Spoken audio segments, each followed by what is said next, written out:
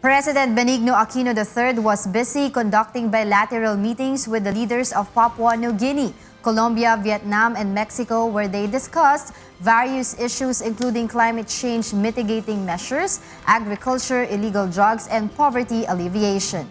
Joan Nano tells us why. President Benigno Aquino III met first with Papua New Guinea Prime Minister Peter Charles Pear O'Neill. According to Presidential Communications Secretary Herminio Coloma Jr., Prime Minister O'Neill asked President Aquino to share the Philippines' knowledge in climate change adaptation and mitigation that can be valuable in the 2015 Paris Climate Conference. The Premier also asked for technical assistance on the technology of rice production. Colombian President Juan Manuel Santos also visited the Malacañang Palace in response to President Aquino's invitation to observe the APEC meetings. The two leaders discussed common problems faced by the Philippines and Colombia, the fight against illegal drugs and help for the poor.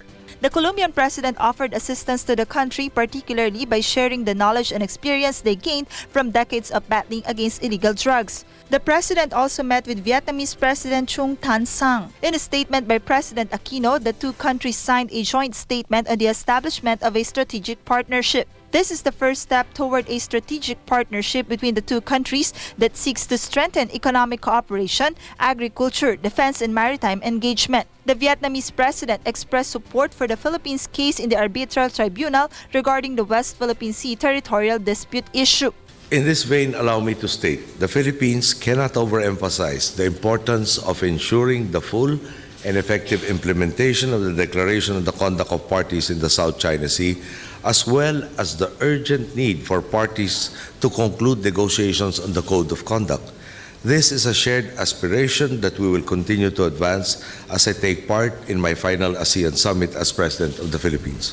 Meanwhile, United Mexican States President Enrique Pena Nieto arrived in Malacañang as part of his state visit. 3 agreements were signed by the two countries. This include tourism and termination of illicit drug trade cooperations and prevention of double taxation. In the expanded bilateral meeting, the two leaders also discussed issues concerning trade and investments. Joan Nano reporting for YU News. In other news, the Senate Electoral Tribunal voting 5-4 dismisses the quo warranto petition filed by Rizalito David against Senator Grace Poe. Senators Tito Soto, Loren Legarda, Bam Aquino, Cynthia Villar, and Pia Cayetano voted in favor of Poe, while Senator Nancy Binay and Supreme Court Associate Justices Antonio Carpio, Arturo Brion, and Teresa Leonardo de Castro voted adversely.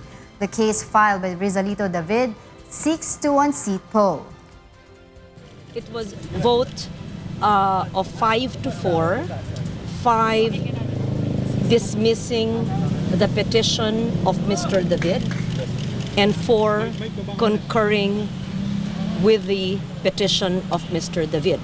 In short, 5 voted to uphold the natural-born citizenship of Senator Mary Grace Poe Lemanzares, and 4 decided against that.